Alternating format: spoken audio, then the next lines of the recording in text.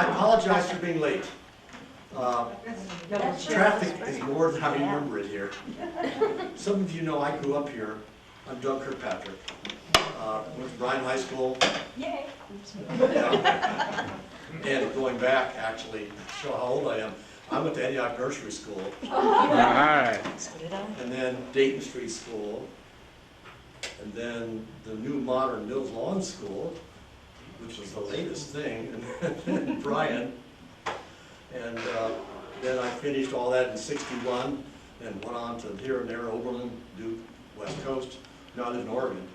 Anyway, when I was growing up, my brother David and I lived, we had an shared upstairs bedroom in our house, and we could hear the whistle, the Pennsylvania Railroad, going down next to the Glen, north or south, and it did something to my brain. And ever since then, I just loved railroads.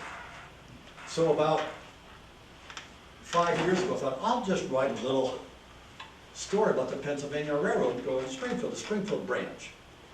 So I started talking to people, and one guy, Tom Pulsifer, who lives in Xenia and knows everybody and everything about Greene County, said, are you going to include something about the traction line? I said, what traction line? I never knew there was a railroad right down Xenia Avenue, the electric railway. So I checked into it, and I got bitten by this addiction of checking into traction lines. It's a fascinating subject. Now, we've got to go back. We're going to talk about the turn of the century, and I'm not talking 2000. I'm talking 1900. Back where men were men. Seriously, it was a great time, I think. There had never been a world war. There had never been a depression. There was no TV, no radio, no computer games. Men wore sleeve garters and boaters. Women had elegant hats and so forth. I get some pictures of And didn't have to vote. Yeah, there was good pluses and minuses. But it was a cool time in many ways. The highlight of the year, because there was no TV or radio or anything, was when the traveling circus came to town. Well, anyway, it was a cool time. And one of the economic benefits of that time, around the turn of the century, was railroads.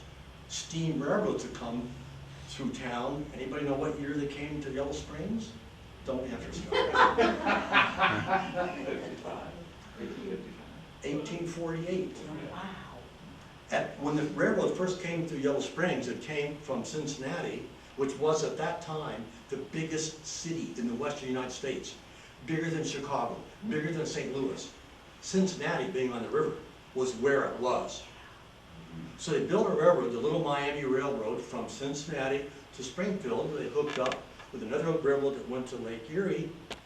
That took traffic and freight and people back to the Erie Canal, over to the Hudson River, down to New York City, and so the East Coast and the West all connected through Yellow Springs, Ohio, for 2 years. Then in 1850, a new railroad was put in from Xenia to Columbus, bypassing Yellow Springs. And as I state in my book, at that point, Yellow Springs lapsed back into its bucolic lifestyle. Anyway, but then there were disadvantages to steam railroads. They could bring, traffic and people all over, and it helped commerce. But they were smoky, there were cinders, they were noisy, and the schedules were set up for the big cities, i.e., the main line of Pennsylvania, the main railroad train left in New York when it was convenient for people in New York to leave, like 5 or 6 p.m. And if it came through, Xenia at 2 a.m., whatever, so be it. That's just the way it was. And coming back, if it left St. Louis, probably at 5 or 6 p.m. or 7 in the morning. And if it came this way, going east to New York at whatever time, that's tough. That's just the way it was. So it was inconvenient for people in small towns and small cities. And then along came Edison and his pupil, Tesla. Yeah. And they didn't invent electricity, but they started to do some really cool things with it. And there was another guy who worked with Edison named Frank Sprague. He was a Navy guy who served his hitch, and then he got out and went to Edison's lab, got interested in electric motors. And he was the first guy to put together a good motor with a way to hook it up to wheels, with a way to draw electricity down from overhead wires, the trolley pole, and put it all together. Then around 1880, the city of Richmond, Virginia, hired him to put in a municipal trolley line. Now before that time, there were trolley lines all over the country, pulled by horses and mules. There was one in Springfield that was pulled by a mule. And there were the line in San Francisco pulled by a cable. Interestingly, there was another cable car in Grand Rapids, Michigan, right up north. So they had all kinds of mechanical devices to pull trolleys, but they didn't have electricity until Sprague put in this line in Richmond, and it went up and down hills and did this and that. It was great, very efficient. And within 5 years of Sprague putting in his line in Richmond, he had personally, or through his patents, resulted in something like 5,000 miles of electric trolley lines around the country built very quickly. So from around 1885 to 95, there was this huge explosion of electric trolley lines, which were so cool because there was no smoke, no cinders, and traveling salesmen or drummers could go from town to town anytime they wanted, you know, because the trolleys went back and forth every hour or so. It was a great thing. It was almost too good to be true. Now, let me show you some pictures. You want to move that closer with that work? Let me move it up a little bit. It's a little bit too big, so we'll use the moving feet zoom.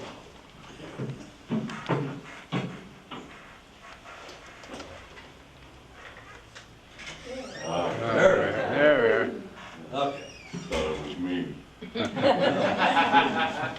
I got my glasses. Okay, here's the trolley coming down, and actually, those who've actually ridden it didn't call it a trolley. It was the traction. And I've interviewed people right here in Yellow Springs who rode the traction. It was really neat to talk to them. It was very convenient. Ran almost every hour between Springfield and Xenia. Here it is heading, I think this is heading south, coming up Xenia Avenue. Notice it's got 2 wires. The power did not go from one line to the other. They just used one line. But having 2 lines made it convenient. When you passed another car at a siding, one car didn't have to pull its pole down and wait for the other car to go by and then put the pole back up. They could each have their separate wire, one for north and one for south. I was in a, I should have turned it off. I love this quote. Ray Bradbury is one of my all-time favorite writers, especially when he writes fantasy about growing up in Midwest America, like Dandelion Wine and so forth. This quote, I gotta read it. And then far off, around a corner of silver track, comes the trolley, balanced on 4 small steel blue wheels, and is painted the color of tangerines. Epaulets of shimmery brass cover it, and pipings of gold, and its chrome bell bings that the ancient motorman taps it with a wrinkled shoe. The numerals on the trolley's front and sides are bright as lemons. Within its seats prickle with cool green moss. Something like a buggy whip flings up from its roof to brush the spider thread high in the passing trees from which it takes its juice. From every window blows an incense, the all-pervasive blue and secret smell of summer storms and lightning. Man. Yeah. So, that's some of the romance, some of the feeling of that era. I mentioned these positive, negative factors. Here's a steam railroad with one of the problems, the smoke. And then all these promises of electricity. Here's Frank Sprague, the guy who first put it all together and built the first traction line that was successful in Richmond. Here's a typical traction car. They usually had 2 wheel sets. Each one had front and back. It had 2 axles for a total of 4 axles, 8 wheels on either side. And you can see the pole. There were 2 poles, one in the front, one in the back. You could put one up and bring the other one down.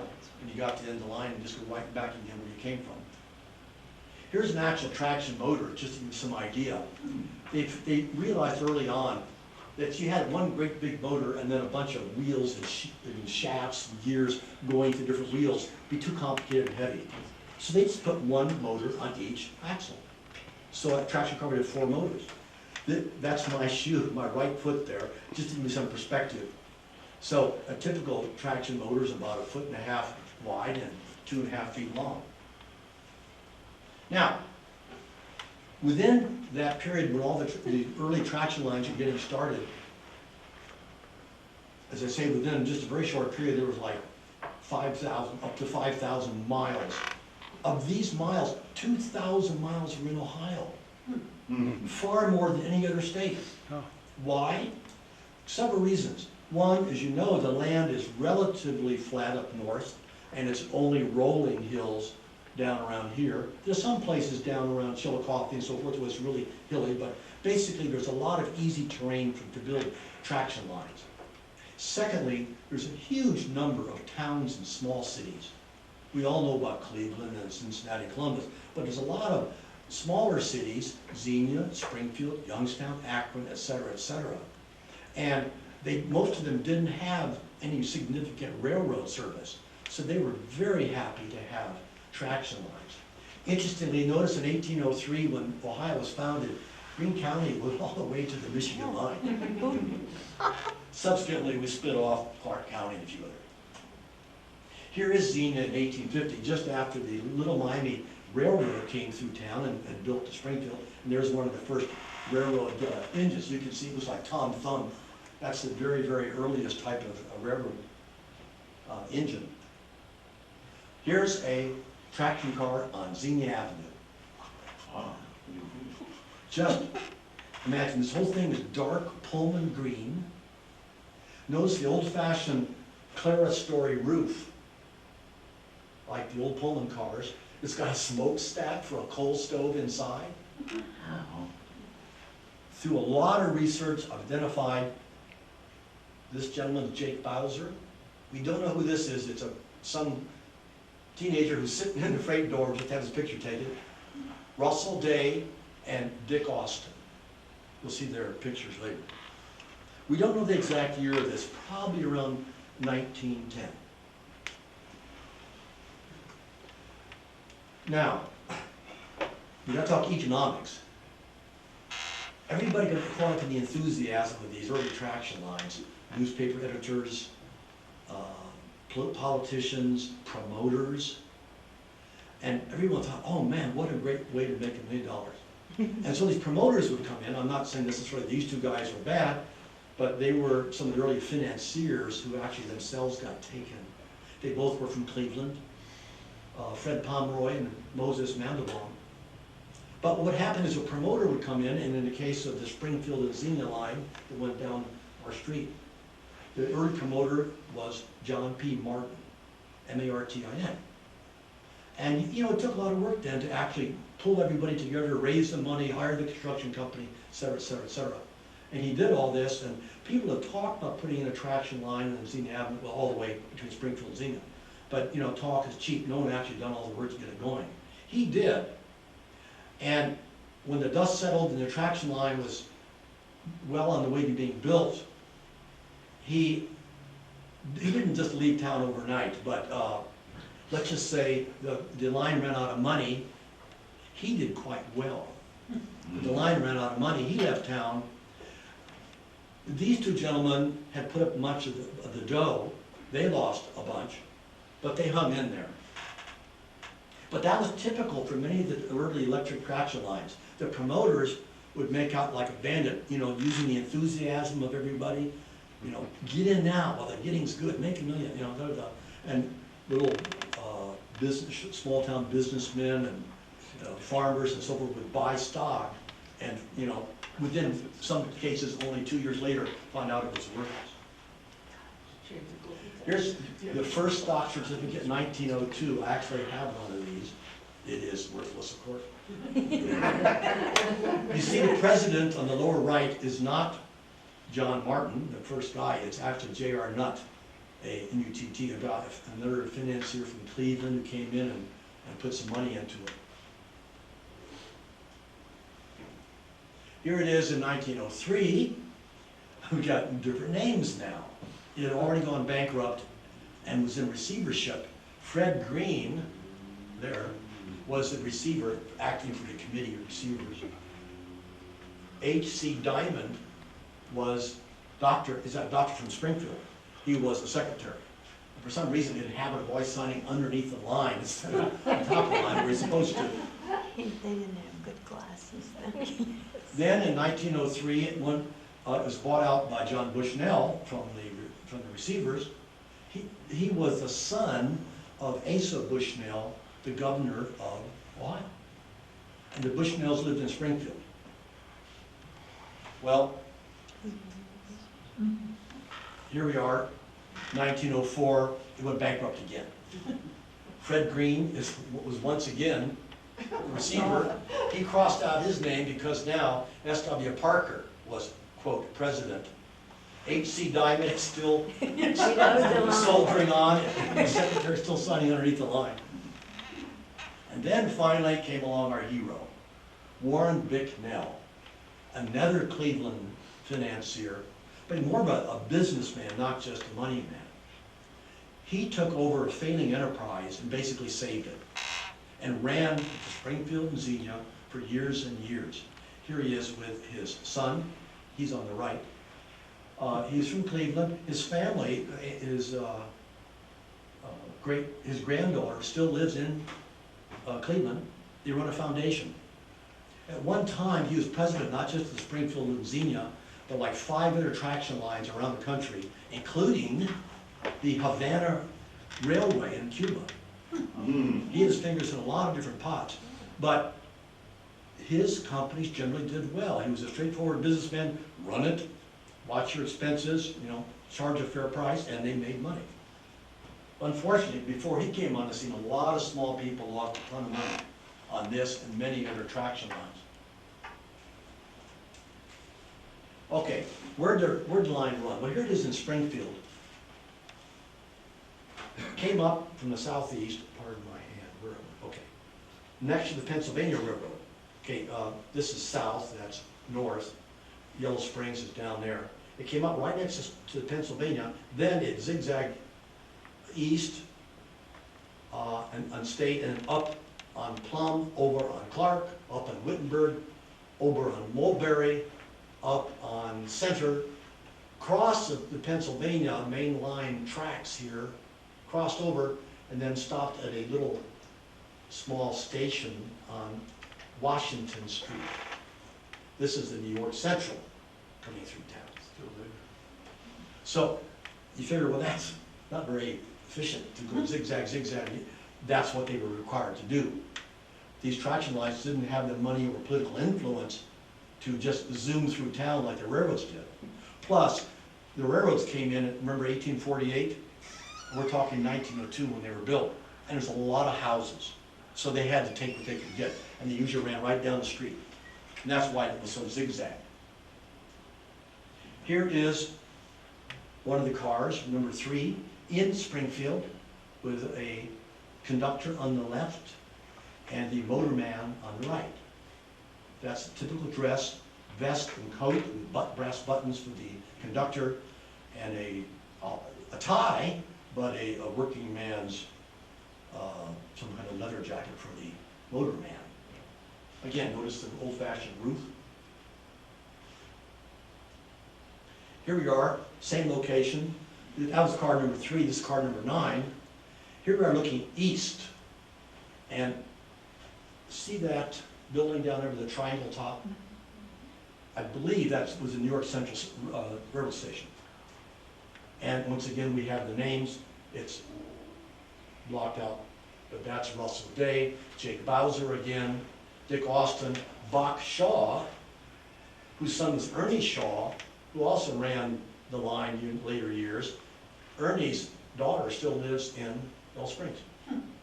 And Charles Day on the far right. On No, Cemetery original. Half of that would be great. Okay. No, that's great. That's perfect. Thank you. The one Thank who you. was still next to my grandmother's, Frances. Now, this represents the entire staff, the entire operating staff of the traction line then. It was a small line compared to some of the others, and it wasn't a cast of thousands. They did have line workers who would fix the rails and fix the wires and so forth. And they have agents in the towns who would sell tickets. The agents usually had a office in a store. They didn't have a dedicated station. They had a store. They also sold candy, magazines, what have you. Here's the line to Yellow Springs. This is an actual U.S. geophysical map. Here's the Pennsylvania Railroad coming down, curving around, and then coming down here on the way to, whoops, and coming here on the way to Xenia.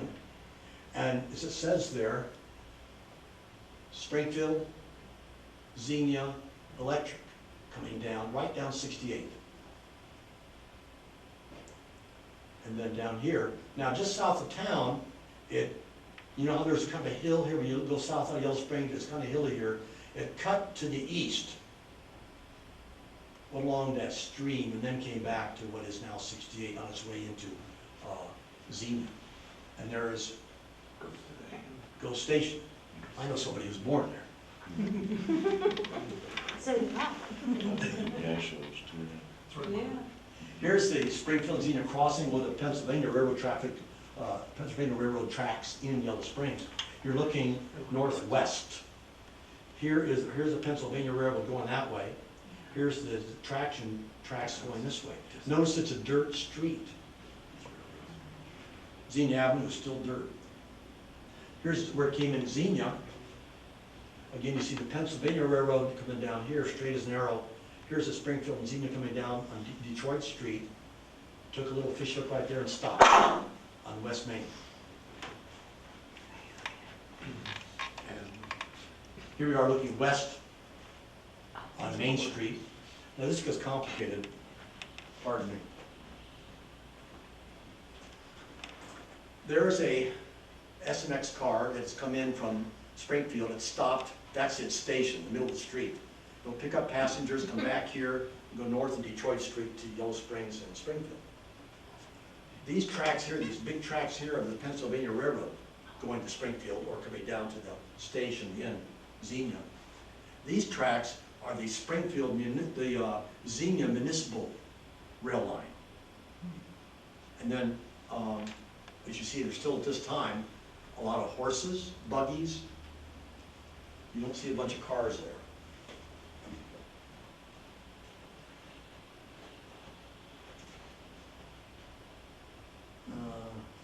Yeah, okay. Here's the car barn. This is where they worked on the cars, the traction cars. This is in Emory Chapel. You're looking northwest. That's Springfield up there, Yellow Springs down here. See the great big doors here? They had two big bays, and at one time they had three. Here's another one that was bricked over, where they bring the traction cars in, work them inside, and bring them back out again. They couldn't go all the way up here, through and through, because there's a creek there. This picture's from 1945. Here's a picture in 2009. Same building. Maybe you recognize this. Oh, yeah. And here's the bricked over door that's now been boarded over with laths. They took out the back part. There used to be a car barn. That was the same place. Yeah, My place has been Electronic there forever. yeah, long time. And they still have 1, 2, 3, 4, 5, 6 exterior entrances like they used to. Here's a neat Google overhead picture from last year. Here is an apartment complex. See the pad where the old part of the car barn used to be out back? It's now just a concrete pad. You couldn't see it in the last picture. Here's those 1, 2, 3, 4, 5, 6 entrances, and there's the creek behind it. Where is that car barn building? It's in Emory Chapel, on just to the west of the. Here's the main road to Springfield. It's Basie Station. It's when you go up 68. Where's Fort? On some maps, it actually says Before you get Emory to Chapel. Beatty. Otherwise, it's near Beatty. Yeah. Okay. For 2 cents, who knows the name of that creek? What? No. No. Bill, Mill Creek. And there's a story to that. One time, somebody had too much to drink, and you ran the trolley car right on through the back wall and had to pull it out. What they use to pull in. Yeah. Horses, don't they? One of the people I talked to rode the car was Phyllis Lawson Jackson. Very nice lady, that some of us know here. And she would comment, she used to ride it to Springfield. And she said, you know, it's funny, when she rode it was always filled with men.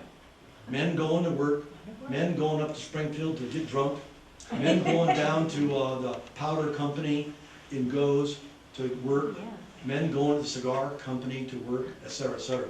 And this is not the Springfield Zenith, this is another attraction line, just to illustrate, you know, I see one woman and a child, maybe a second one, but it's almost all, and that's the way it was. Men going to work. Here's a picture I took of a car very similar, not identical, but very, very similar to the Springfield Zenith cars. This is in a museum in Fort Worth, Texas. And you see the seats, they would flip over, back and forth, depending on which direction you're going.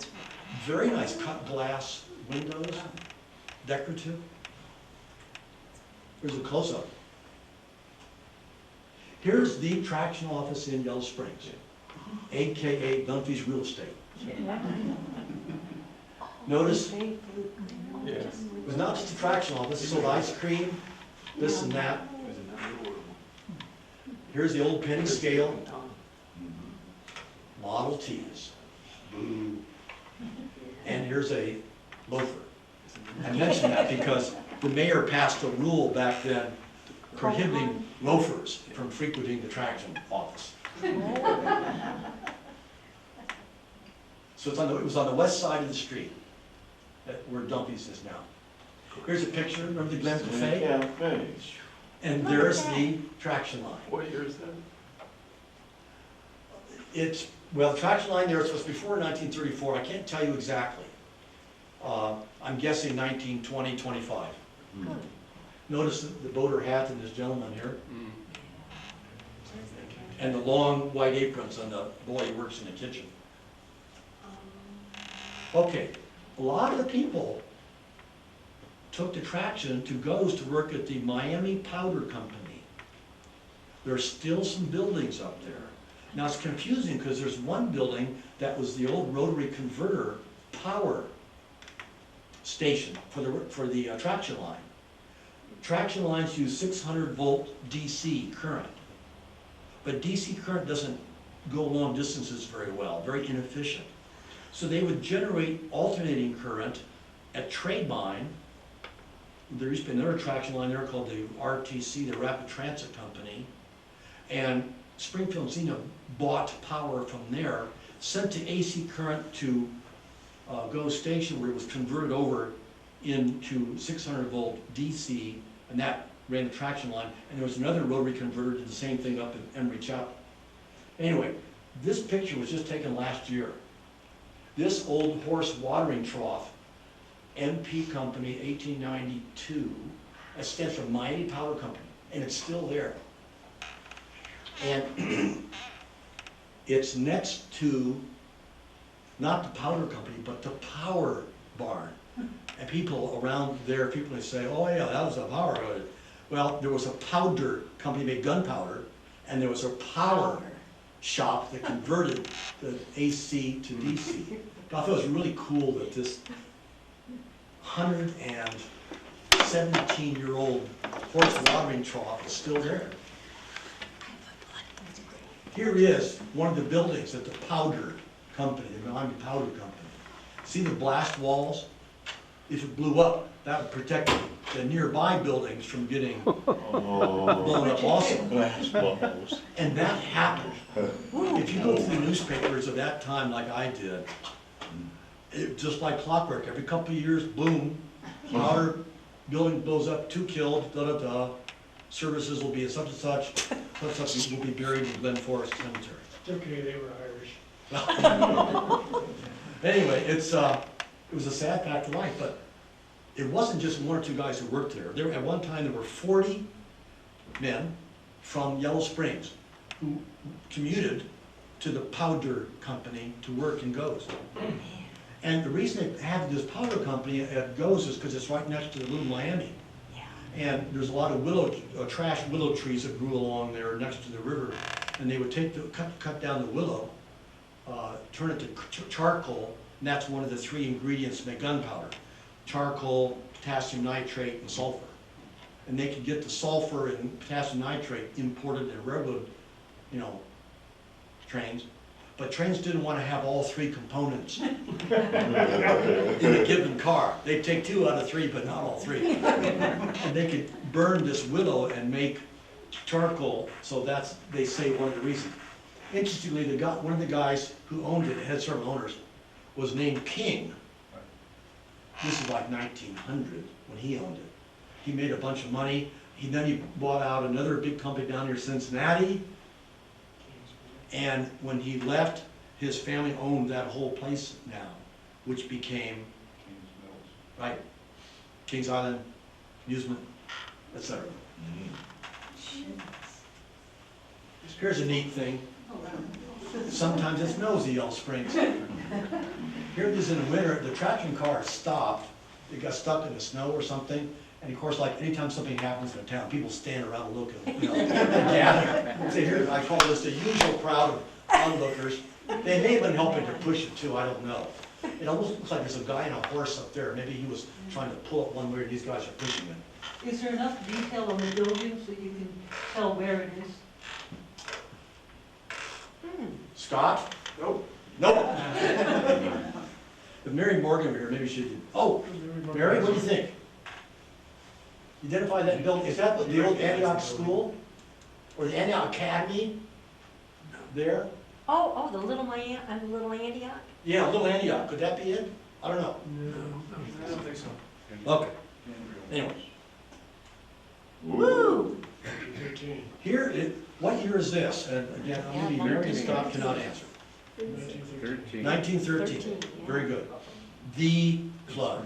This is Dayton, but it's just a great example of what happened back then. Here's a car that gets stuck. That's private fair. Yeah, it's the private fair monument, right? Here is a line, it's not to S and X, it's ST and P, the Springfield, Troy, and Piqua, just outside Springfield. But look what's happening. Here's the traction line. Here's the poles to hold the wires going down. Look at the water pouring through the traction line. That may be where the Mad River flooded, I'm not sure. Looks more like a snow. Here's exactly the same scene a couple weeks later, Wow. just devastating. 1913. Interestingly, the Springfield and Xenia was one of the, and the Pennsylvania from Springfield to Xenia were one of the only 2 of many, were only, the only 2 lines that were running during the flood.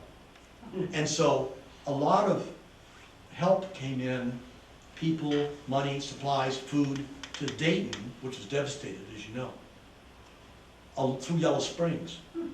They even brought some boats in from Neff's Park. There was an amusement park, Neff's Park. And they had boats on the pond there. They loaded the boats on the railroad, took it to Xenia, and then went as far as they could towards Dayton. And so Yellow Springs played a key role. If you looked at newspapers back then, they had like 78 trains going through every day through Yellow Springs, which is incredible. And the traction cars took a lot too. So why didn't Yellow Springs get flooded as bad as these other areas? Higher ground. Higher ground. If you look at a geophysical map, Yellow Springs is significantly higher than Dayton. And even higher than Dayton, than Springfield or Xenia. Okay, what happened to it? Why didn't it just keep on going? Why can't we take it now? Well, here's a first chart I made, passengers carried. This is per year. At one time early on, that's 1902. This is 1934 when it quit. In the 3rd year of operation, it carried 500,000 passengers in 1 year. Now that includes not just people going from Springfield to Xenia, but somebody going, as some people did, I talked to Earl Hall Senior today. He would take it from downtown up to Xenia Avenue to where his family lived, on the south end of town. He said that was a nickel ride. So it includes everybody, but still, that's incredible. And this is, 1905. Those are big numbers. But But that's then- a 25-year span? Ignore the numbers. Oh. We don't have the very first couple of years. They're not findable. So you're basically talking, I said 1905, let's call this 1908, 1909 roughly. I couldn't get my Excel to put in the dates without there being a whole bunch of like that all the way across. But you notice how it went down. Here's freight revenue. Started off kind of so-so, but then in the early years, there was a lot of freight that went through.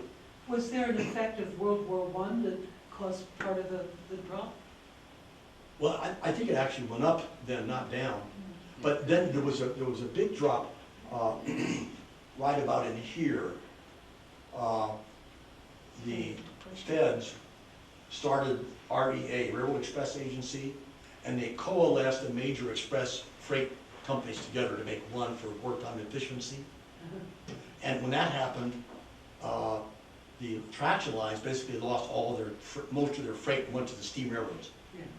You remember the old Railway Express cars? And so what you see down here are local packages, not major freight. So they lost passengers, they lost freight in later years. Here's the revenue, total revenues. It reached a peak in a nice gradual increase, peaked out in here after World War I, and it faded. That's total revenues, not earnings. That's before you subtract expenses. Here's net income.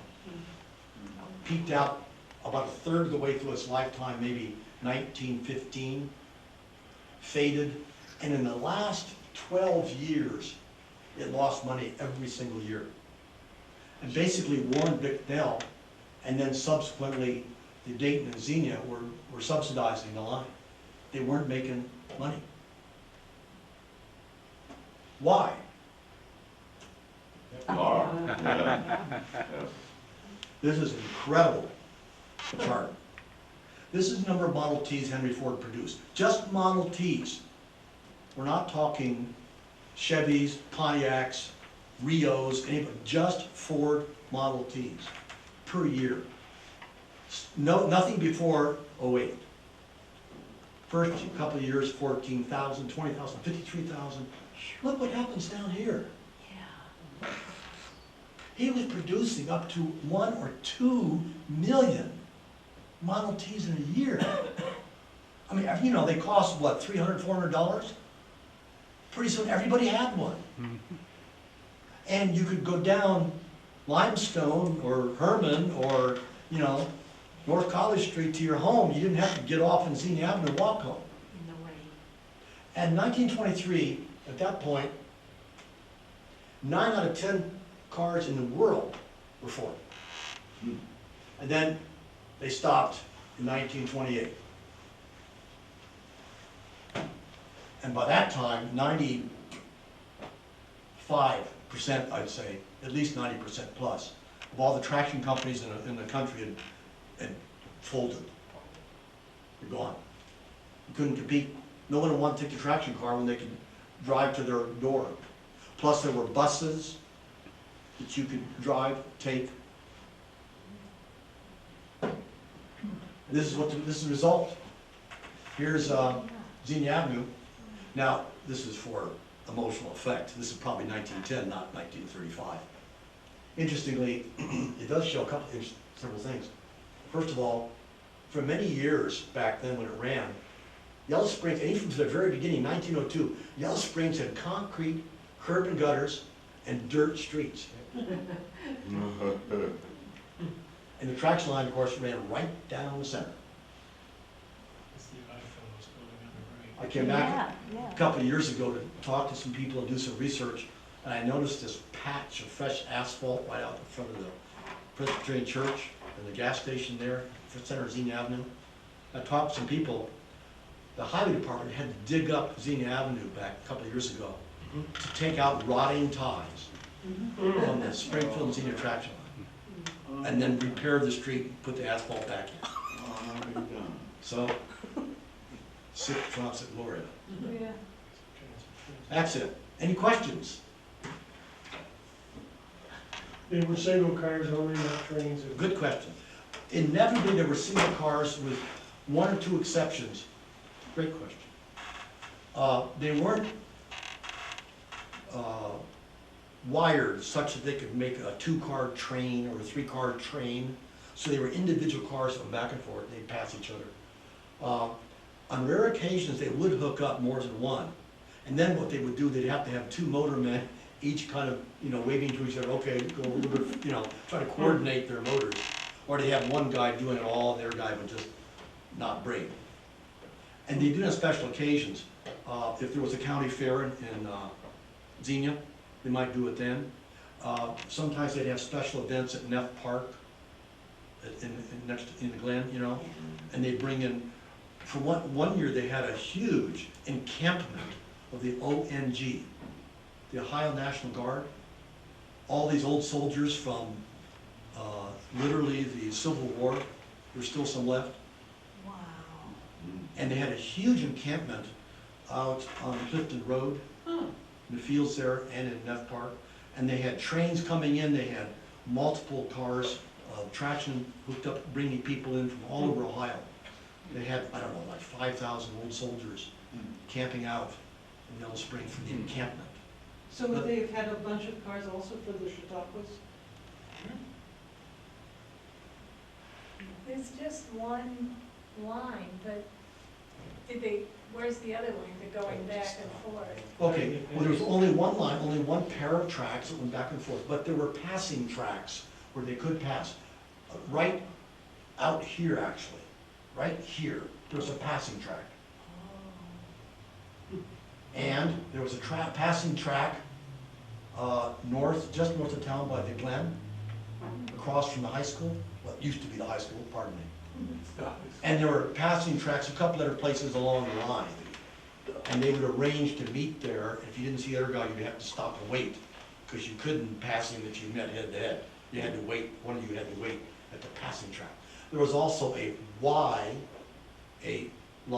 that was like a letter Y at the south end of town on Allen Street.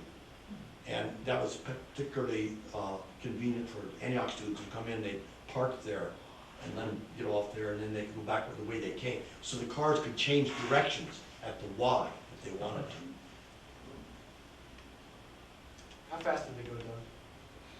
They were said to be able to go a mile a minute, 60, but they probably went 35 or 40 most of the time. That was pretty zippy for them. That was pretty zippy.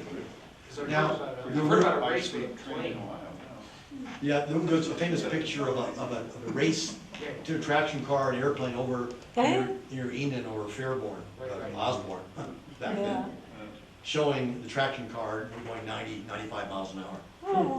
And the plane was going 65 or something. Could they Now- reverse? Yes, Did Earl tell you about working on the line? Didn't he have a short time when he actually worked on it? I didn't hear that, Oh. didn't know that. Okay, well, I might have that wrong. Yeah, Phil, Where were they manufactured? In those barns or? great question. Come on, The early cars, the old-fashioned ones with a dark green and a clerestory roof, like a Pullman car, were built in Ohio, east of Columbus, by a small company that did that for a lot of people to keep bigger. And so built right here in Ohio.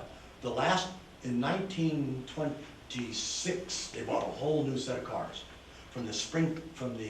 Louis Car Company in St. Louis. The early cars were the dark green, the old-fashioned roofs. The later cars were traction orange.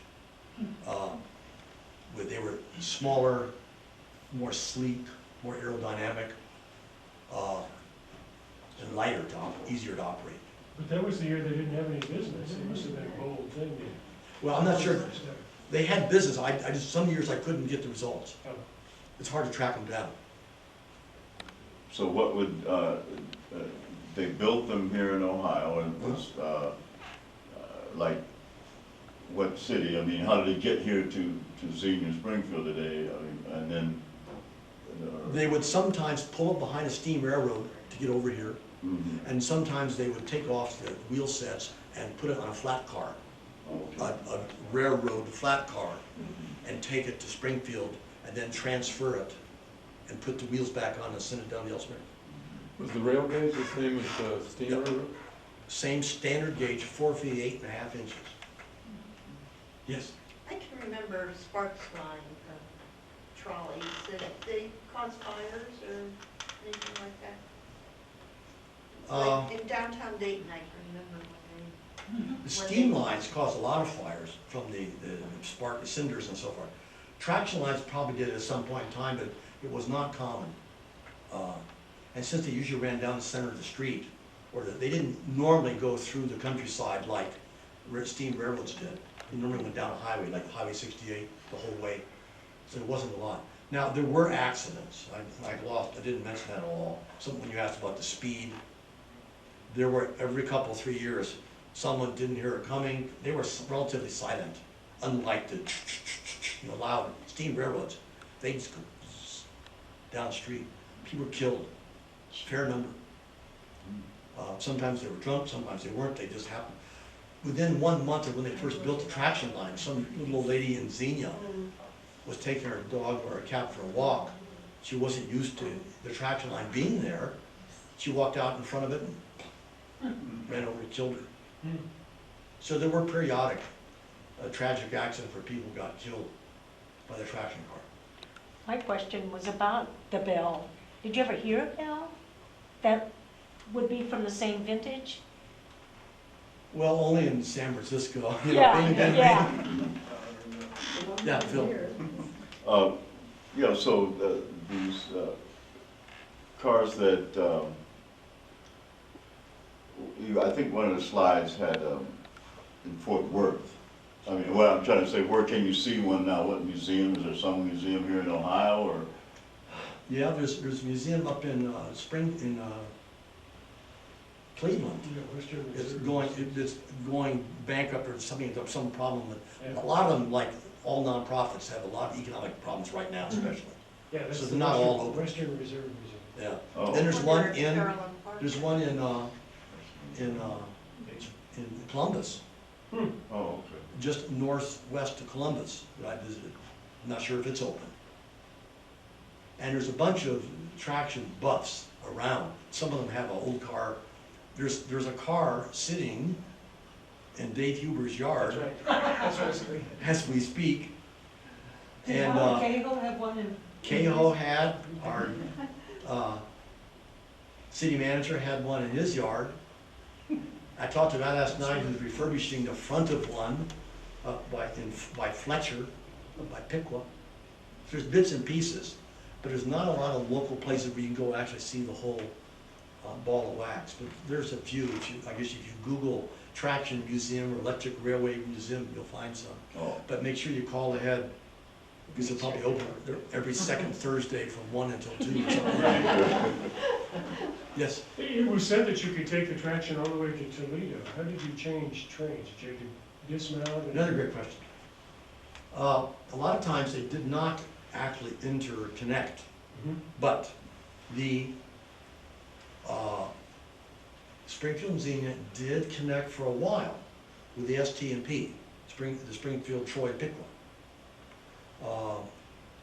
And I have stories of people who came up from South Charleston, took to S&W, Springfield, Washington, South Charleston to Emory Chapel, got on the Springfield and Xenia, went north to downtown Springfield, got the ST&P, went out to Snyder Park for picnics. But you could then take the ST&P and connect with this CLNE, another traction line that went north as far as Toledo. It's like a Scrabble game. The Chicago Lake Erie, the Cincinnati Lake Erie. But you'd have to get out of one car, take your baggage Yeah, someplace yeah. else. They didn't want to exchange cars. I see. I mean, it's not as though each company had 100 cars. That Some sounds did. like There was, the way I used to get around the Bay Area by bus. You just go from one bus, you have to walk a block to catch the other bus going where you want it. And if you know where it is and you've got the schedules, you can Yeah. plan it ahead of time and zip, zip. But you know, it's very, very convenient, back before people had cars. Because you could get on, and people would get on in Yellow Springs and go to work at the powder company in Go Station. A lot of them went north to Springfield to work at the cigar company or the brewery. Did you realize, here's an interesting little tidbit, tobacco was a big time industry around here, turn of the century. I'm talking tens of thousands of acres in the Miami Valley, hundreds of thousands of acres in Ohio. And of course, they didn't make cigarettes, they made cigars. But there were cigar manufacturers in Xenia and Springfield. Where were they located? I can't tell you exactly, I don't know. But I know they're there, and I just read things, newspaper about such and such was going to his job when he got run over or whatever. You know. Yes. How many cars at any one time would they have on? Any idea? They didn't have a whole lot of cars. I think they had a grand total of 8, and 2 were usually in a shop or something. So I'm guessing they had like 3 going back and forth. You mentioned that most of them had gone out of business by the middle 30s. Well, I rode one frequently when I was about 10 and 11 years old from Salem. Well, it ran from Salem, Ohio to Canton. And but I used to ride it out to a little lake to go fishing and swimming. And I have vivid memories of coming home on the traction with a fish hook with a worm on it stuck in my pants that I couldn't get off. You know, that was, in the early years, the Neff Park was big business for the traction line. People would come to go boating and doing this. Yes, Mary? Phyllis Jackson said she could always smell the hemp plants when she was on the traction. I don't know if that'd be going north. She often went to Springfield. Of course, back then, hemp was different than it is Yeah. now. Yeah. And then there were the cordage companies in Xenia that people went to. Yes? What did it cost to ride it? Cost a nickel if you went. Yeah, it was about, like that's what Mr. it cost Hall did me. from the So it center of still town costs out to a the nickel. edge. You could go from, all the way from Springfield to Xenia or vice versa for about 25 cents. That's a pretty good. And it varied a lot from year to year. Yeah, Phil. My aunt told me a story just this morning when after I saw you, and you gave her a copy of the book, Yeah. that she used to ride up to Springfield to her grandparents, and of course I remember that house myself because my grandmother and her sister and we'd always go up there ourselves. So I said, "You did? You know, wow." And she said, "Well, we would get off in downtown Springfield." And I said, "Well, where did it go?" And she was just like that map you showed me, and I could kind of see, "Oh yeah, I know that street, Plum Street, oh I know that street, Wittenberg, that's where my uncle is, oh Center Street, that's where the Y is." And she said when she was 7, her older brother, my dad, was in charge of taking her up to his grandmother's, and their aunt was going to pick him up at the station. It wasn't there. And she wasn't I there. remember that story. And my dad just lost it. I never saw my dad cry or never even heard about him, but he cried like a baby because the aunt didn't come to pick him up. Well, she was 7, he was 9 or something like Yeah, that. he was a couple of years older than her, and so Yeah. But they eventually showed up. they She eventually told showed up, yeah. And I thought, "Oh man, Pop, I just wish you were still around so I could have a laugh about that." Yeah. But you know, they would do that, kids would ride, and you know, you knew the conductor. I mean, everybody knows Ernie Shaw or Bach Shaw or these guys, a lot of them lived in Yellow Springs. And you'd say, you know, "Hey Bach, would you get my sure my son gets up to Jacoby Road and let him off there?" Okay. There's one neat story about Bach Shaw. There was this little girl who lived, speaking of Jacoby Road, down by Hyde Road, who had their house was just off 68. I keep saying 68, back then it was the Pike. And she was sick for a long time. I know she had rheumatic fever or something, couldn't go to school. And she laid in her bed and she got to know Bach Shaw, because he'd go by every day, and he heard about her. So when he went by, if she was awake, she'd wiggle her curtain to let him know she was watching, and he'd bing his bell back. Oh, that's nice. And later, in later years, she recovered and grew up and was healthy, and would tell people that story years and years later, how Bach Shaw would bing the bell of this traction car going past, if she wiggled the curtain of her window. Oh, It was just a neat era. Yes. How many trips a day were there? They would start at 5 in the morning to get people to work, and the last car usually around 10 o'clock. Sometimes if there was a special event, they would say the last car's for the theater people. Whenever that let out, and they would adjust it. You know, if the theater didn't get out to 10:30, they would wait until 10:30, then let them go. There was a lot of traffic northbound. This is a whole nother facet, but as many of you know, for a significant period of time, Xenia and Yellow Springs were dry. Bone dry. Springfield was not. Springfield had a large Germanic population, and they would not let the beer gardens and taverns be closed. And so there was a lot of traffic from Xenia and Yellow Springs to Springfield and back. Sometimes the guys made it back, sometimes they didn't. There's a whole ton of things I've mentioned in my book, stories about such and such got in a brawl.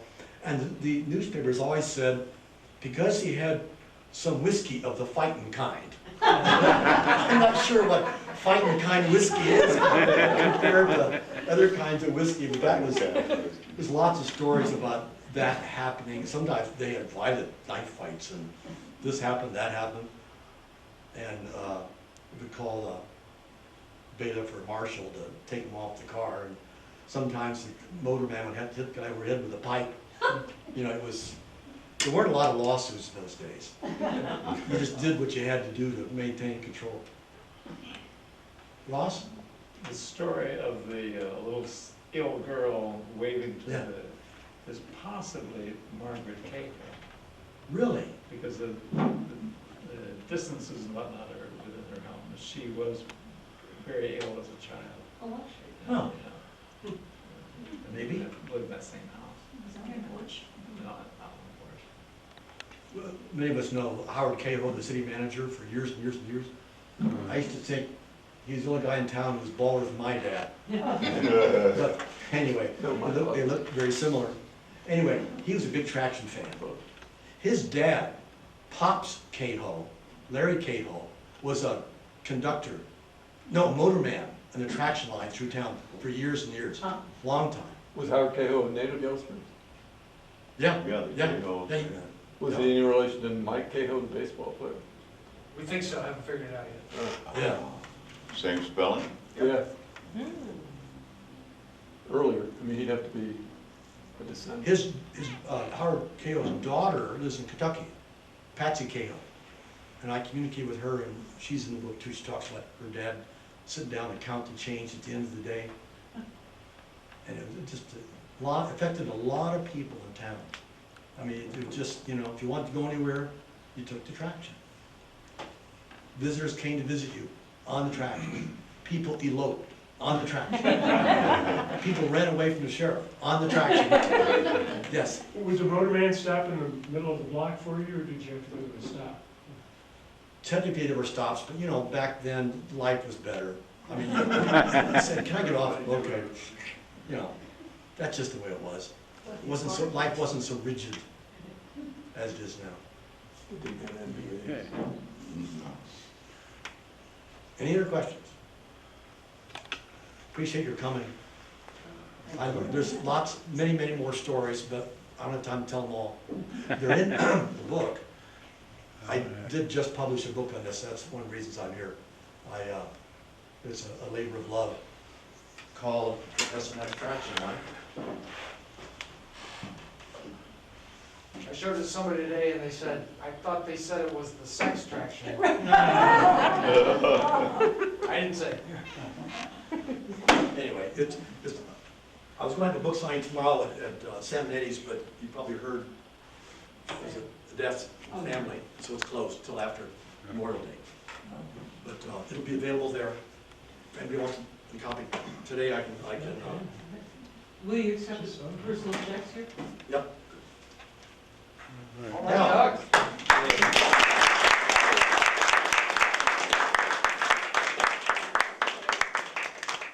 For you nice people, I have a bonus. Since I was late, and you were nice enough to come, I have a free round trip pass on the Springfield and Xenia track railway, signed by R.R. Strelaw, who was the superintendent at one time. Is that, And my name address and all that. Doug, is that a reasonable facsimile of the ticket? Well, this is a copy. Oh, I yeah. mean, I found one, Oh, scanned it, and this is, they're all the same number. They're all 69. great. Yes, Did you know that Dark Star is willing to step up if you want to go there? yes, Okay, just so you knew that. and I feel torn. I'd love to do it, but I promised Salmonetti's that I'd go through them. Well, yeah, it's only if they wanted to do, only if they say Yeah, wanted I to. hate to. Will the library have the copies? Library's got some copies, yes, to lend out. And it'll also be available at Blue Jacket Bookstore in Xenia and the Heritage Center in Springfield. If you didn't get enough tonight, you should go tomorrow night to the Heritage Center. Sandlin right Give you the same here. talk tomorrow You need night one? in Springfield. Anyway, thanks.